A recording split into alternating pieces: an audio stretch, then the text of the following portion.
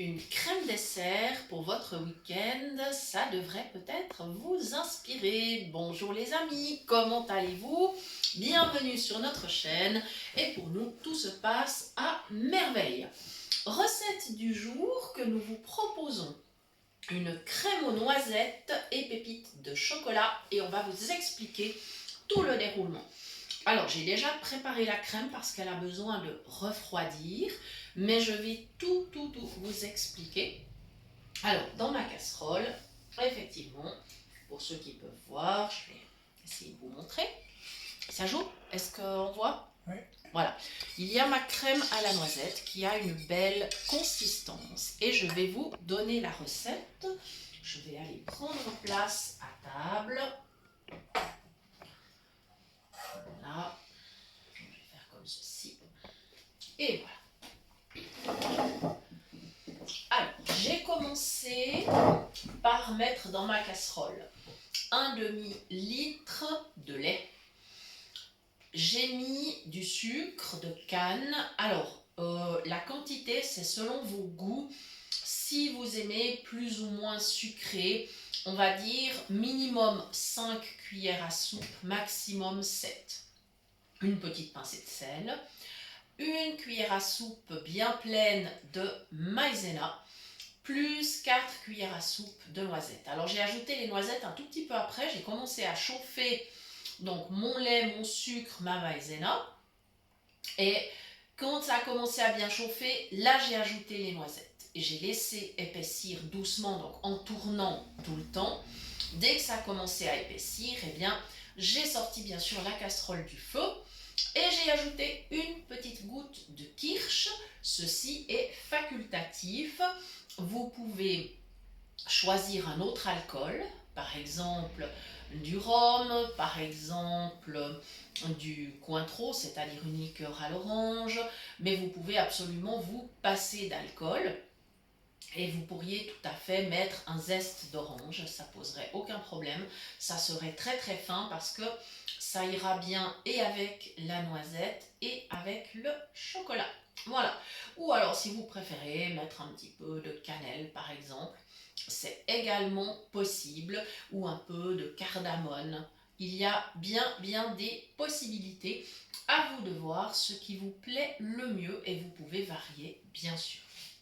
Maintenant, je vais préparer mes pépites de chocolat. Alors, il est très important de ne pas mettre les pépites de chocolat tant que la crème est chaude ou tiède, parce que sinon, vous n'aurez plus de pépites, elles vont fondre. Et c'est pas du tout le but de la recette. Donc la crème, il va falloir la laisser refroidir et on va préparer donc dans un bol. Alors, j'ai du chocolat crémant, qui est un chocolat noir, qui est fin, c'est-à-dire que c'est un chocolat, normalement, il se déguste en dessert, c'est pas un chocolat de pâtisserie, hein, donc il est vraiment très fin. Mais j'ai envie de l'utiliser justement pour faire mes pépites, parce que les pépites qu'on peut trouver en sachet dans le commerce ne sont pas très fines au niveau du goût. Et je trouve ça extrêmement dommage, d'où la raison pour laquelle je préfère les réaliser moi-même. Je n'utiliserai pas toute la tablette de chocolat, je vais utiliser 50 grammes parce que ça suffira amplement. Alors il faut que je compte mes petits bars. 6, 7, 8, 9, 10. Et ben voilà. Donc je vais en prendre 5, 4, 5. Voilà, je vais partager en deux. Et voilà. Et maintenant, tout simplement, j'ai un petit couteau qui va bien, donc il y a des dents, hein, c'est un petit couteau scie. Je coupe mes barres et dans mon bol, voilà ce que je vais faire avec le petit couteau. Et bien tout simplement, je vais râper, je vais couper des petites pépites. Voilà, et je vais pouvoir le faire tranquillement. Et dès que ma crème sera vraiment froide, je pourrai les incorporer. Voilà.